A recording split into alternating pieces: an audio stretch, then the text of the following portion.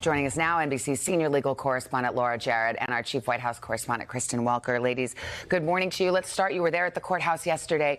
An arraignment is a pretty boilerplate routine procedure. Hard to glean anything about the case, but an issue did come up about witnesses in the case. What did you learn? The most interesting aspect of that entire process was something that the judge did all on his own. He said, I'm going to impose some special conditions in this case. And he said, I do not want Mr. Trump and Mr. Nauta, his body man, the valet, his co-defendant, I do not want you two talking about this case at all. The reason for that is, of course, because the idea that they could potentially try to get their story straight, try to collude on their testimony. And on that thing, they said absolutely no communication with any other witnesses. Now, query who that might be, but of course we know at least one of them is likely Trump's own attorneys. And that's why there was a lot of objection. That's why it took so long. There was a lot of sort of coordination about how is all of this supposed to work. And even the prosecutor saying, okay, we got to come up with a list to give to the defense about who these potential witnesses are. So we may learn more about this case as the days go on.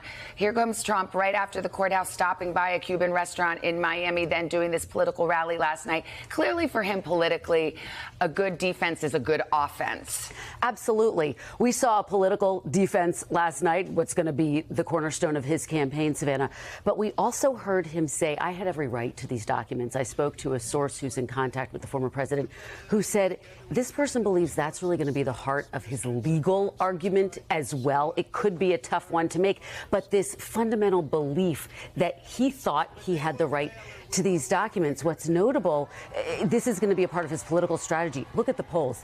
61% of likely Republican voters say, stop talking about the investigations. Talk about what you want to do for the country. But he's clearly focused on the latter. Well, but politically, that might be a lane for some of his rivals. He's so tied up in his own legal problems, he's not talking about you. But let's pick up on what Kristen said.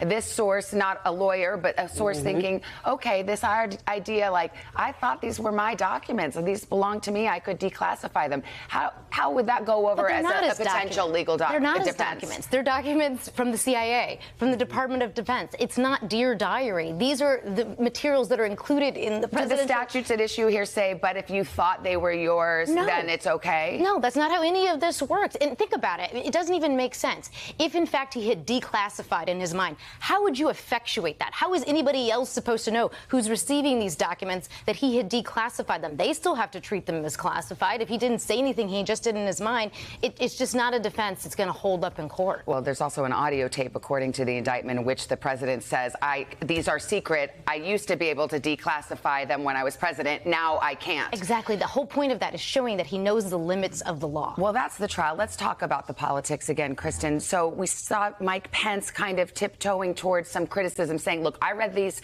allegations. I cannot defend this conduct. It's very serious. Yet you also have some of his allies on Capitol Hill really circling the wagons in a substantive way. Absolutely. Senator J.D. Vance saying that he's going to try to hold up judicial nominations. Now, he's one senator, but as you can imagine, former President Trump cheering that move, saying everyone should basically be doing what J.D. Vance is.